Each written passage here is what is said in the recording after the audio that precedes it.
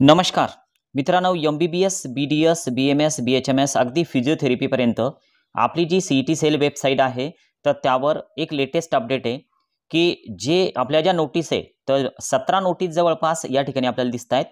तर यामध्ये जे रिवाइज्ड शेड्यूल्ड आहे, म्हणजे अगोदर जे आपलं कॅप 1चं म्हणजे पहिल्या राऊंडचं शेड्यूल आलेलं होतं, तर ते थोडंफार रिवाइड झालेलं आहे. आणि हे MBBS, BHMS, BUMS साठी सुद्धा आणि फिजिओथेरपीसाठी सुद्धा रिवाइज्ड झालेलं आहे. मग यामध्ये नेमकं काय-काय बदल आहे? तर ते सुरुवातीला तर आपण व्यवस्थित बघूया. बघा आता सुरुवातीला आपण काय करू, की अगोदरचं जे शेड्यूल होतं, तर ते डाउनलोड करू.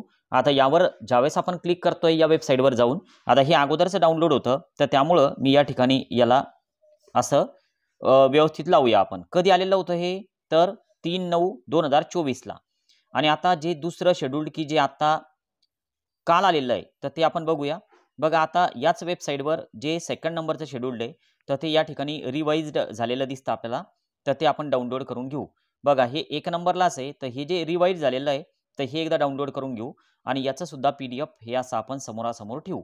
बघा, आता जर समजा तुम्ही बघायला गेलात, तर इकडं scheduled for cap round 1 BMS, BHMS आणि BUMS आणि इकडं सुद्धा तेच आहे. पण यामध्ये फक्त एक रिवाइज्ड असा एक शब्द आलेला आहे. कारण हे रिवाइज झालेलं शेड्यूल्ड आहे.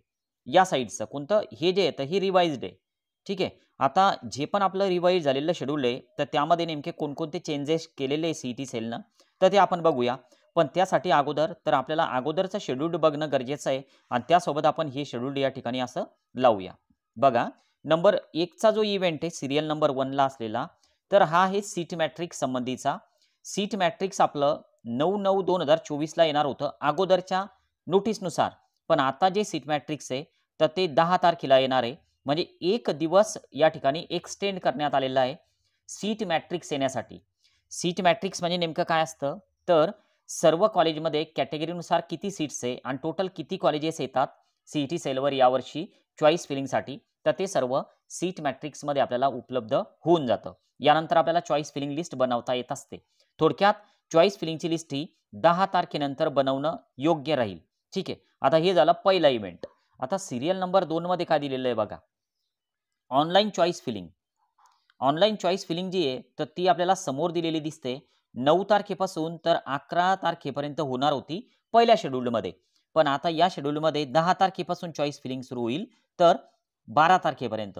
म्हणजे चॉईस फिलिंगमध्ये सुद्धा 1 दिवस वाढवला. आता यानंतर समोरचा जो इव्हेंट आहे, तर या ठिकाणी 2 आलेलं आहे, तर हे 3 पाहिजे होतं लक्षात घ्या. हे जे आहे ना, हे 3 नंबरचा इव्हेंट आहे आणि इकडं सुद्धा हे 3 नंबरचा इव्हेंट आहे. आता यामध्ये नेमकं काय दिलेलं आहे? तर 3 नंबरचा इव्हेंट आहे, की 13 तारखेला जे पण समजा सिलेक्शन लिस्ट आहे, तर ती येणार होती अगोदरच्या शेड्यूलनुसार, पण ती आता चेंज होईल. आपली सिलेक्शन लिस्ट ही 14 तारखेला येईल. आता ही selection list BMS, BHMS, BUMS या राउंडचा पहिला जो कोर्स राउंड आहे, तर तो असेल. ठीक आहे. आता यानंतर जे जॉइनिंग आहे, तर ते अगोदरच्या नोटीसनुसार आपल्याला 14 तारखेपासून 18 तारखेपर्यंत करण्यात सांगितलेलं होतं. तर यामध्ये 15 तारखेपासून आता आपल्याला जॉइनिंग करायचं.